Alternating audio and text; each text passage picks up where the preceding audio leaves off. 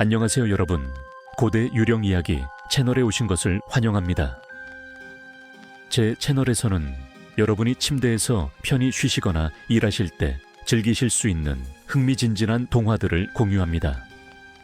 재미있거나 신비로운 이야기가 있으시면 댓글로 남겨주세요. 어떤 이야기든 환영합니다. 더 많은 신비로운 이야기를 들려드릴 수 있도록 제 채널에 좋아요와 구독 부탁드립니다. 오늘은 추석 이후 돌아오지 않는 사람들에 얽힌 이야기를 들려드리겠습니다. 마을에서는 오래전부터 이런 말이 돌았다. 추석이 지나고 나서 돌아오지 않는 사람들의 이름은 불러서는 안 된다고. 그들은 죽은 것이 아니었다. 적어도 시신은 발견되지 않았다. 하지만 그해 이후로 그들의 방에는 더 이상 먼지가 쌓이지 않았고 그들의 신발은 현관에서 방향을 잃은 채 그대로 놓여 있었다. 그리고 무엇보다 이상한 점은 그들의 가족이 아무도 울지 않았다는 사실이었다. 그해 추석 연휴 마지막 날 밤, 나는 집 앞 우물가에서 낯선 발자국 소리를 들었다. 비는 오지 않았고 흙은 마른 상태였는데 분명히 젖은 맨발이 흙을 밟는 소리였다. 뒤돌아보지 말았어야 했다. 하지만 사람은 언제나 금기라는 말을 들으면 그 방향으로 고개를 돌린다. 그곳에는 아무도 없었다. 다만 우물 위에 덮여있던 나무 뚜껑이 아주 조금 비껴나 있었을 뿐이다. 그날 이후로 나는 추석이라는 말을 들을 때마다 어딘가에서 누군가가 돌아오지 못한 채 서 있는 느낌을 받는다. 우리 마을은 전라도와 경상도의 경계에 걸린 작은 산골이었다. 지도에는 이름만 겨우 남아있고 버스는 하루에 3번밖에 오지 않았다. 사람들은 이곳을 조상들이 아직 떠나지 못한 땅이라고 불렀다. 추석이 다가오면 마을은 이상할 정도로 조용해졌다. 도시에 나가 살던 자식들이 돌아오고 제사 음식 냄새가 골목마다 배어야 정상인데 우리 마을에서는 문을 닫는 집이 더 많아졌다. 어른들은 이유를 묻는 아이들에게 항상 같은 말을 했다. 추석엔 집안에 남아있는 한이 깨어난다. 그래서 우리는 몇 가지 규칙을 지켰다. 해가 진 뒤에는 절대 사람 이름을 부르지 않는다. 밤에 휘파람을 불지 않는다. 제사 전날 밤 현관 앞에 쌀 한 그릇과 굵은 소금을 놓는다. 그리고 가장 중요한 것, 추석이 끝난 다음 날 마을 우물 근처에 가지 않는다. 그 규칙을 만든 사람이 누구인지는 아무도 몰랐다. 다만 어른들은 말했다. 그걸 어긴 집은 다음 해 추석에 사람이 하나 줄어. 나는 서울에서 대학을 다니다가 아버지의 부고를 받고 다시 마을로 돌아왔다. 아버지는 심장마비였다. 갑작스러웠지만 이상하지는 않았다. 문제는 아버지가 돌아가시기 전날 밤 우물 근처에서 혼잣말을 하고 있었다는 사실이었다. 이제 데려가도 된다고 그렇게 말했다더라. 장례를 치르는 동안 마을 사람들은 내 얼굴을 똑바로 보지 않았다. 위로의 말은 있었지만 눈길은 언제나 내 어깨 너머를 스쳤다. 마치 이미 나 말고 다른 누군가를 보고 있는 것처럼. 추석은 장례가 끝난 지 사흘 뒤였다. 나는 제사를 지내지 않겠다고 했다. 아버지는 생전에 제사를 싫어했다. 그런데 어머니는 내 말을 듣자마자 조용히 고개를 저었다. 이번만은 해야 한다. 왜요? 어머니는 한참을 말없이 앉아있다가 거의 속삭이듯 말했다. 너 아버지 작년에 추석 끝나고 집에 늦게 들어온 날이 있었어. 그날 아버지는 새벽이 다 되어서야 돌아왔다. 옷은 젖어 있었고 발에는 흙이 잔뜩 묻어 있었다. 그런데 신발은 집 앞에 가지런히 벗겨져 있었다. 누가 다녀간 줄 알았지. 어머니는 말했다. 근데 발자국이 없었어. 제사 준비를 하던 밤 나는 이상한 꿈을 꾸었다. 우물 속에서 누군가 나를 부르고 있었다. 이름을 부르지는 않았다. 그냥 너 차례야 라는 말만 반복했다. 잠에서 깼을 때 입안에 흙맛이 가득했다. 부엌 바닥에는 젖은 발자국이 하나 찍혀 있었다. 어머니의 발 크기와도 내 발 크기와도 달랐다. 나는 그날 처음으로 마을의 규칙이 미신이 아닐지도 모른다고 생각했다. 그리고 그날 밤 우리는 추석 제사를 지냈다. 아무도 몰랐다. 그 제사가 누군가를 보내기 위한 것이 아니라 누군가를 받아들이는 의식이라는 사실을. 추석 제사가 끝났을 때 방 안에는 설명할 수 없는 냄새가 남아 있었다.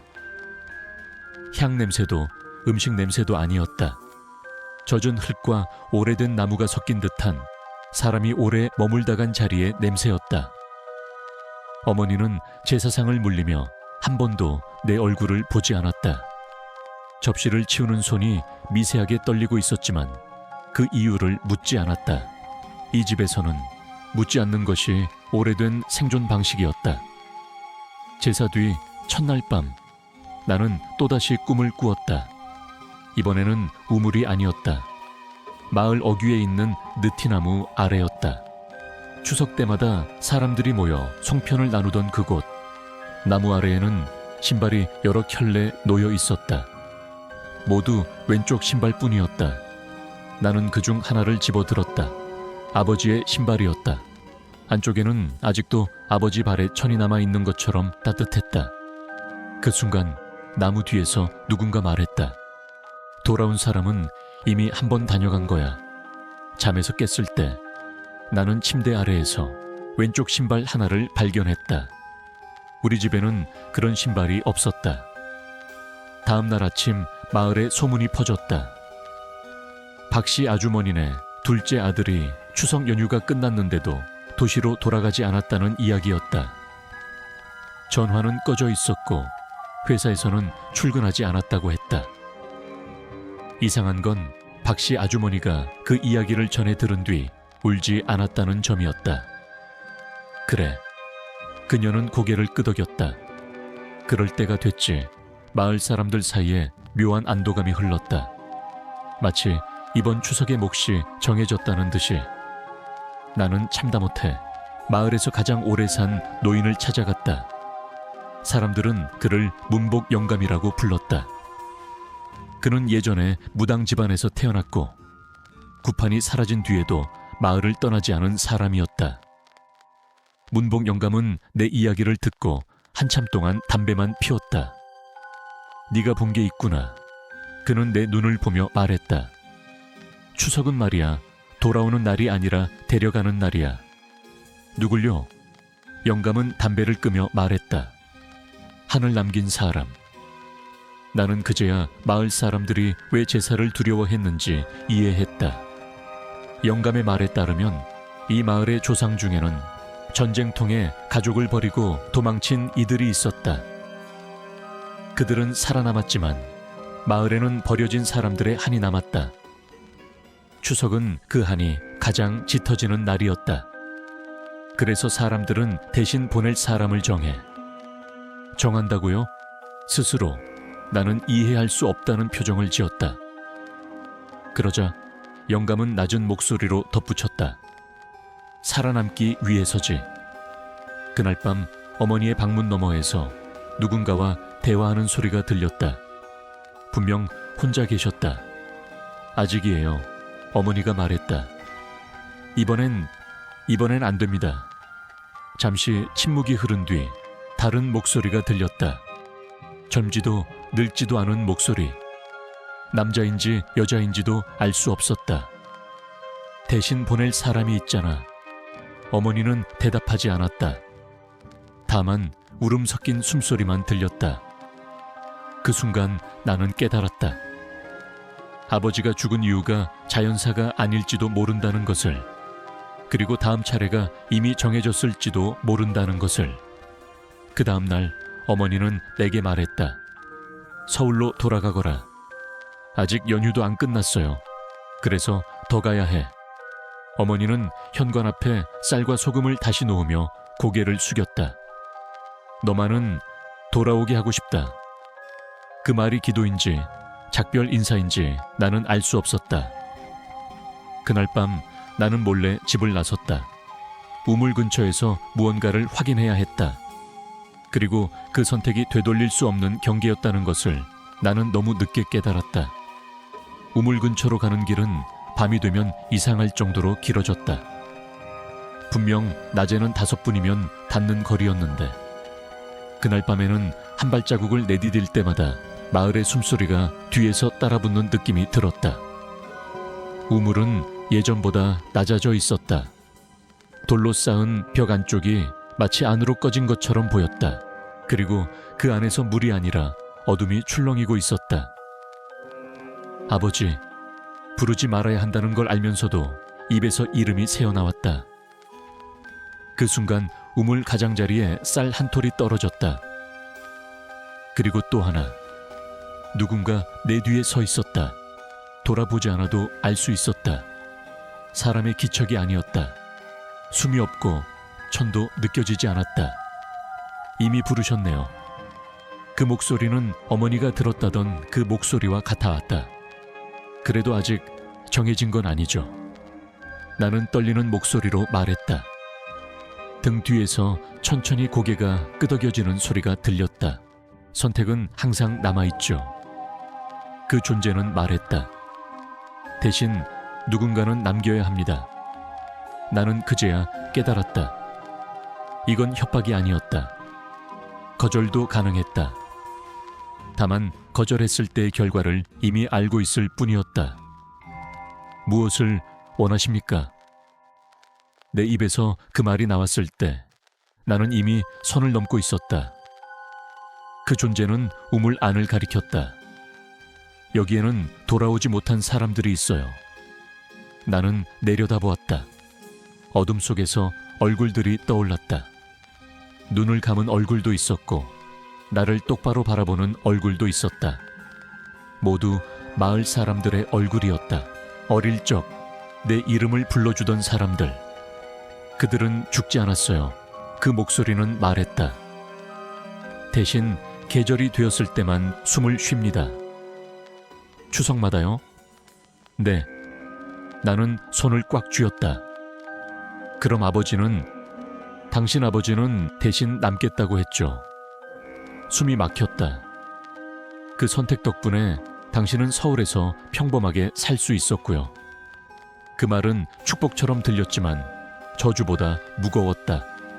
그럼 제가 할 수 있는 건 뭡니까? 그 존재는 잠시 침묵하다가 말했다. 우리는 가문을 좋아합니다. 가문이요?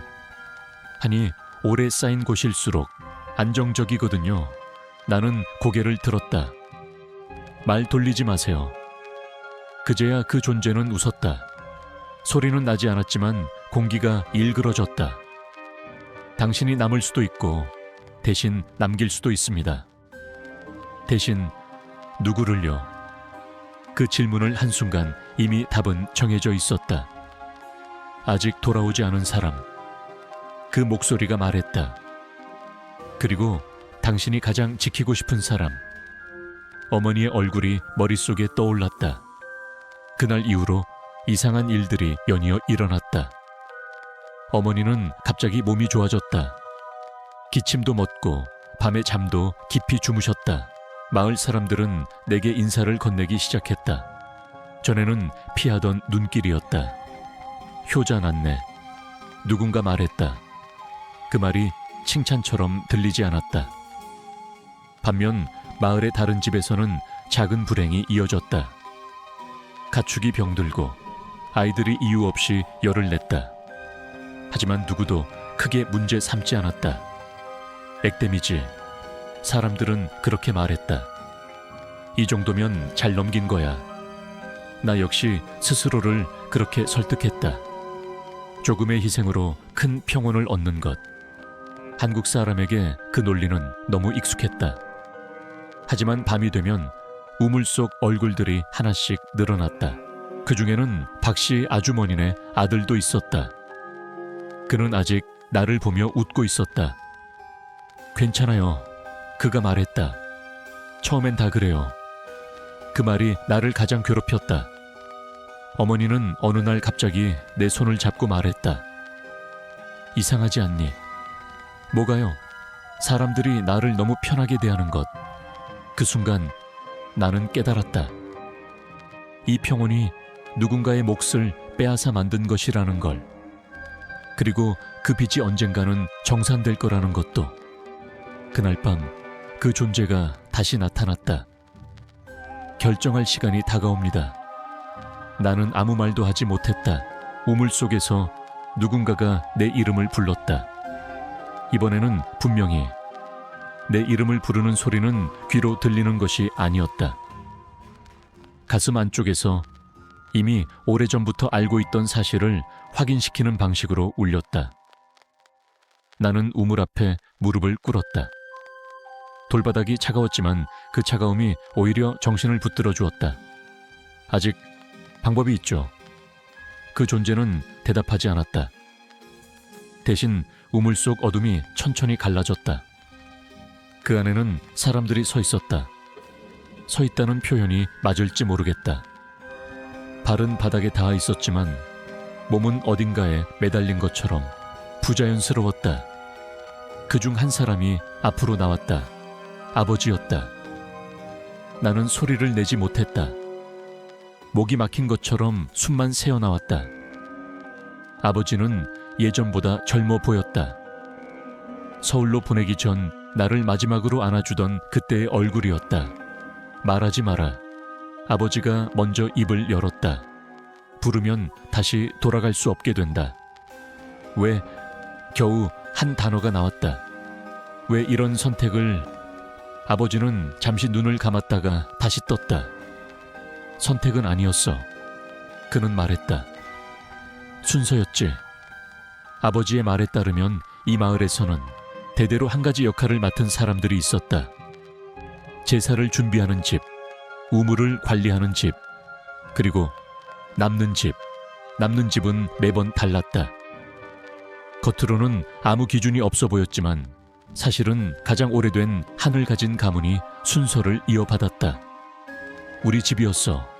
아버지는 담담하게 말했다. 네가 태어난 순간부터 나는 고개를 저었다. 그럼 왜 저를 서울로 보냈어요? 아버지는 처음으로 미소를 지었다. 한 번은 끊어보고 싶었거든. 그 미소가 이상하게도 사과처럼 보였다. 그날 이후 나는 우물에 자주 갔다.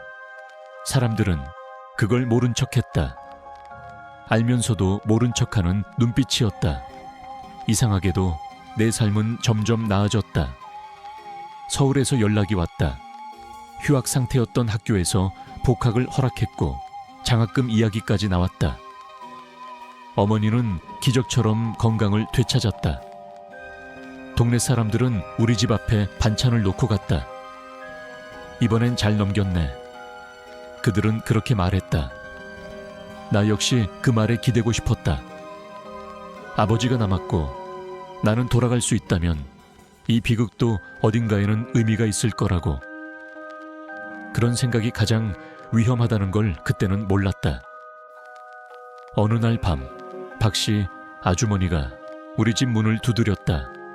그녀의 얼굴은 예전보다 훨씬 늙어 보였다. 봤죠? 그녀는 인사도 없이 말했다. 우리 애. 나는 대답하지 못했다. 그래도 괜찮아요. 그녀는 웃으려 했지만 입꼬리가 떨렸다. 다들 그러더라고요. 처음엔 힘들어도 시간 지나면 익숙해진다고. 그 말에 내 속이 서늘해졌다. 익숙해진다는 말은 곧 사람이 빠진 자리를 삶이 받아들인다는 뜻이었으니까. 그날 밤 나는 또다시 꿈을 꾸었다. 이번에는 내가 우물 안에 있었다. 밖에서는 어머니가 나를 부르고 있었다.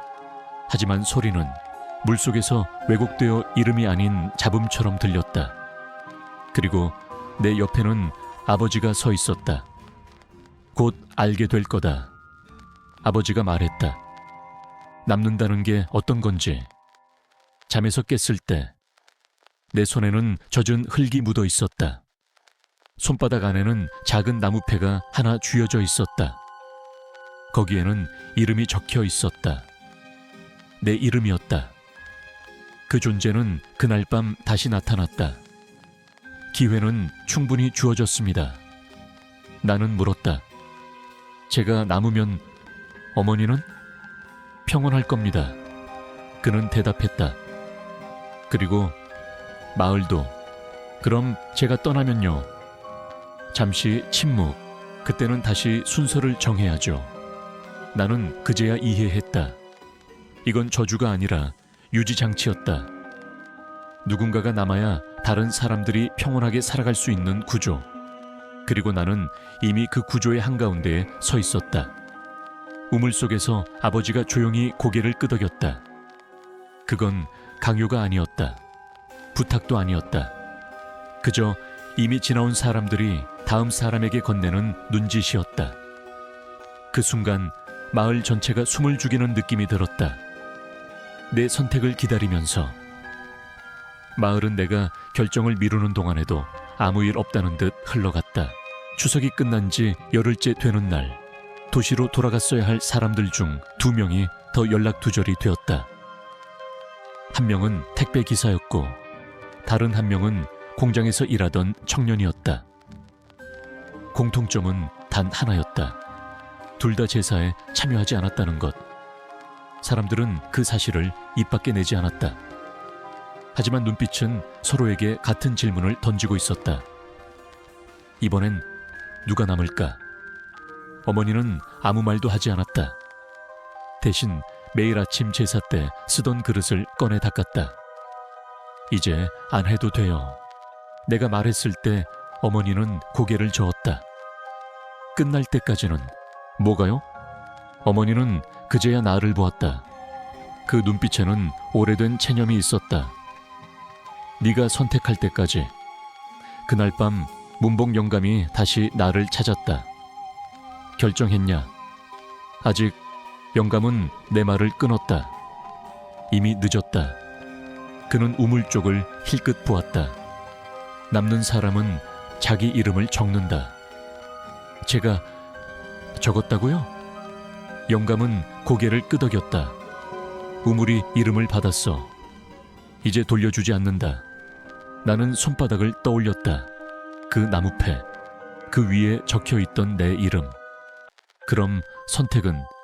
내 목소리가 갈라졌다. 선택은 누가 먼저 내려가느냐의 문제지. 그날 이후 나는 점점 마을에서 보이지 않는 사람이 되었다. 사람들은 나를 지나치면서도 인사를 하지 않았다. 마치 이미 떠난 사람을 대하듯이. 아이들조차 나를 피해 다녔다. 저 아저씨, 돌아갈 사람 아니래. 그 말이 귀에 꽂혔다. 몸에도 변화가 생겼다. 거울 속 내 얼굴은 조금씩 낯설어졌다. 눈 밑은 어두워졌고 숨을 쉬면 차가운 공기가 폐 안쪽까지 내려앉았다.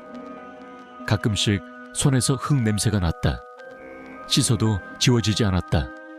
밤에는 우물 속에서 물방울 떨어지는 소리가 귓가에 맴돌았다. 나는 아직 그 안에 들어가지 않았는데 몸은 이미 반쯤 그곳의 것이 되어가고 있었다. 어머니는 그 사실을 알고 있었다. 어느 날 밤 어머니는 내 손을 잡고 말했다. 미안하다. 그 말 한마디에 나는 모든 걸 이해했다. 아버지가 남았던 이유, 어머니가 침묵했던 이유, 이 마을이 계속 유지될 수 있었던 이유, 모두 누군가의 미안함 위에 쌓여 있었다. 그날 밤 나는 결심했다. 아버지처럼 아무 말 없이 사라지지는 않겠다고. 적어도 이 선택이 완전히 강요된 것이 아니라는 것을 누군가는 알아야 했다. 나는 어머니 방에 들어가 작은 가방 하나를 내려놓았다. 이건? 어머니가 물었다. 돌아오지 않는 사람들의 것들이에요. 가방 안에는 왼쪽 신발들, 이름 없는 나무패들, 그리고 제사 때 쓰던 작은 칼이 들어있었다. 이걸로 뭘 하려고? 나는 대답했다. 끝을 보려고요. 그날 새벽 마을 전체가 이상할 정도로 조용했다. 닭도 울지 않았고 바람도 불지 않았다. 우물 앞에는 이미 사람들이 모여 있었다. 아무도 부르지 않았다. 아무도 말리지 않았다. 그들은 내가 정해진 순서를 따라가는 것을 지켜보고 있었다. 나는 우물 가장자리에 섰다. 아래에서는 아버지가 나를 보고 있었다. 이번엔 고개를 끄덕이지 않았다. 그 대신 처음으로 고개를 저었다. 그 존재가 마지막으로 물었다. 남겠습니까? 나는 짧게 숨을 들이켰다. 그리고 말했다. 조건이 있습니다. 마을의 공기가 살짝 흔들렸다. 말해보세요. 나는 우물 아래를 보며 말했다. 이번 추석이 마지막이 되게 하겠습니다. 그 존재는 한동안 대답하지 않았다. 우물 속 어둠이 천천히 숨을 고르는 것처럼 일렁였다. 마지막이라는 말은 그가 말했다. 순환을 끊겠다는 뜻이군요. 네, 나는 고개를 들었다. 마을 사람들의 얼굴이 희미하게 보였다. 그들은 여전히 침묵하고 있었다. 침묵은 이곳에서 가장 오래된 동의 방식이었다. 대가가 큽니다. 그 존재가 말했다. 당신 하나로는 부족할 수도 있어요. 알고 있습니다. 내 목소리는 생각보다 흔들리지 않았다. 그래도 하겠습니다. 그 존재는 우물 안으로 손을 뻗었다. 순간 시간이 뒤집혔다. 나는 마을의 과거를 보았다. 전쟁이 끝나고 사람들이 돌아오지 않던 시절, 굶주림 속에서 아이를 잃은 어머니들, 이름도 남기지 못한 채 사라진 사람들. 그들의 하는 땅에 스며들었고 우물은 그걸 모아두는 그릇이 되었다. 처음에는 자발적인 재물이었다. 그 다음엔 관습이 되었고 마침내 질서가 되었다. 우리는 만들어진 겁니다. 그 존재가 말했다. 사람들이 필요로 해서. 그럼 나는 물었다.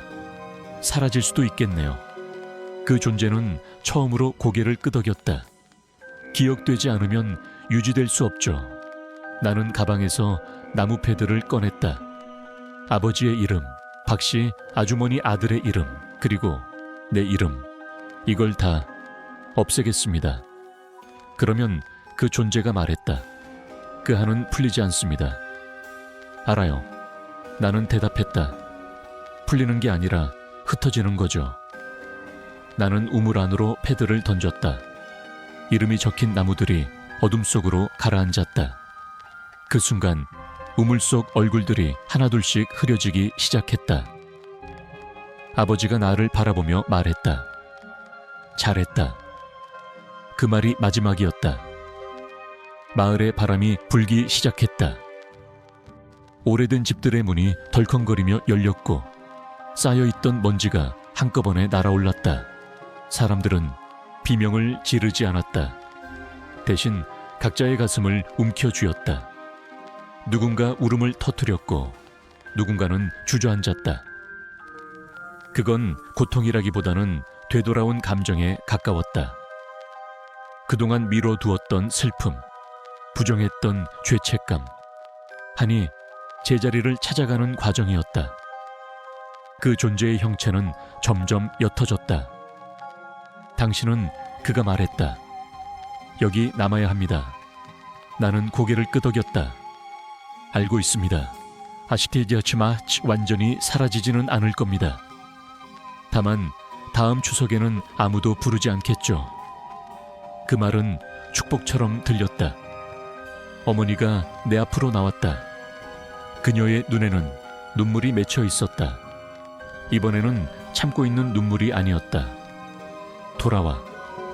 어머니가 말했다. 나는 미소를 지었다. 다녀올게요. 그 말은 거짓이었지만 이 마을에서는 가장 다정한 작별 인사였다. 나는 우물 안으로 천천히 내려갔다. 어둠은 차갑지 않았다. 이상하게도 익숙했다. 마지막으로 위쪽을 올려다보았을 때 하늘이 보였다. 처음으로 아무도 내 이름을 부르지 않았다. 그게 조건의 완성이었다. 어둠은 나를 삼키지 않았다. 대신 천천히 닫혔다. 눈을 떴을 때 나는 우물 안에 있지 않았다. 어디에도 있지 않았다. 시간의 감각이 사라진 자리에서 나는 사람들의 목소리를 들었다. 멀어졌다가 가까워졌다가 계절처럼 반복되는 소리였다. 누군가 웃고 누군가 울고 누군가는 아무 일도 없었다는 듯 밥을 먹고 있었다. 나는 그 모든 순간 사이에 묶여 있었다. 그해 겨울 마을에는 눈이 많이 내렸다. 사람들은 처음으로 추석 이야기를 꺼냈다.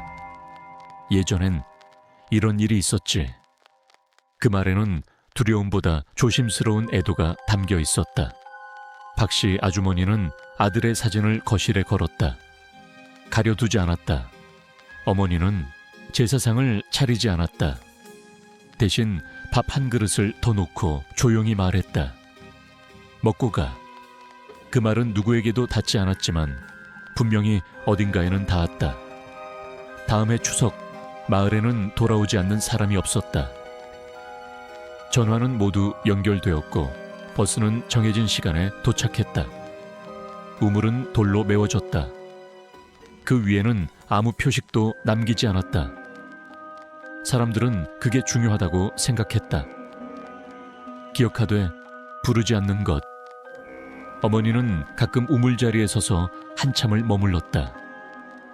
그럴 때면 바람이 잠시 멈췄다가 다시 불었다. 어머니는 그걸 느꼈는지 아주 작게 말했다. 잘 지내지? 대답은 없었다. 하지만 그녀는 혼자가 아니었다. 이 이야기는 마을 밖으로 나가지 않았다. 사람들은 이유를 설명할 수 없었지만 설명하지 않아도 살아갈 수 있다는 걸 처음으로 배웠다. 그리고 추석이 지나면 아무도 사라지지 않았다. 다만 아주 가끔 우물 자리에 서면 이런 생각이 들 뿐이다. 돌아오지 않는 사람이 있다는 건 누군가가 남아있다는 뜻일지도 모른다는 것을. 그 이름을 부르지 않는 한 그는 계속 남아있을 것이다.